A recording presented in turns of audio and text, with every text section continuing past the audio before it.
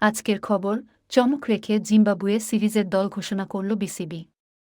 জিম্বাবুয়ের বিপক্ষে ৫ ম্যাচের টি-২০ সিরিজ খেলবে বাংলাদেশ। আসন্ন এই সিরিজের প্রথম ৩ ম্যাচের জন্য দল ঘোষণা করেছে বাংলাদেশ ক্রিকেট বোর্ড, বিসিবি।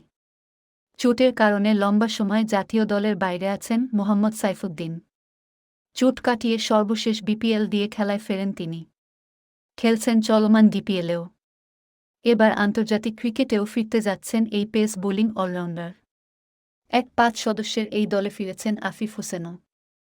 এই মিডল অর্ডার ব্যাটার মূলত অফ ফর্মের কারণে বাদ পড়েছিলেন। সাম্প্রতিক সময়ে খুব বেশি ভালো না করলেও আবার তাকে দলে ফিরিয়েছে টিম ম্যানেজমেন্ট। ডিপিএলে পারফর্ম করায় সুযোগ মিলেছে পারভেজ হোসেন ইমনেরও। এই তরুণ ওপেনার ডিপিএলে ধারাবাহিক রান পেয়েছেন। তাছাড়া প্রথমবার টি-২০ দলে ডাক পেয়েছেন তানজিদ হাসান তামিম।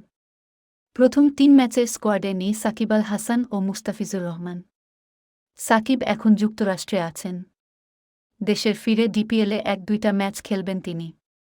এরপর এই সিরিজের শেষ ২ ম্যাচে খেলতে পারেন তিনি। আর আইপিএলে ব্যস্ত থাকায় প্রথম ৩ ম্যাচে নেই মুস্তাফিজ।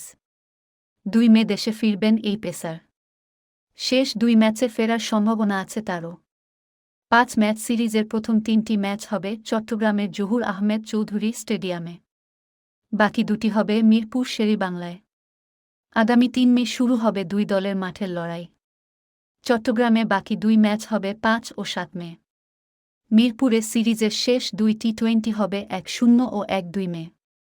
বাংলাদেশ স্কোয়াড, বাংলাদেশ দল নাজমুল হোসেন শান্ত অধিনায়ক, লিটন দাস, তানজিদ হাসান, তাওহিদ হৃদয়, মাহমুদুল্লাহ, জাকের আলী, মোসাদ্দেক হোসেন সৈকত, রিশাদ হোসেন, তাসকিন আহমেদ, শরীফুল ইসলাম, তানজিম হাসান সাকিব, পারভেজ হোসাইন ইমন, তানভীর ইসলাম, আফিফ হোসাইন ও মোহাম্মদ সাইফুদ্দিন।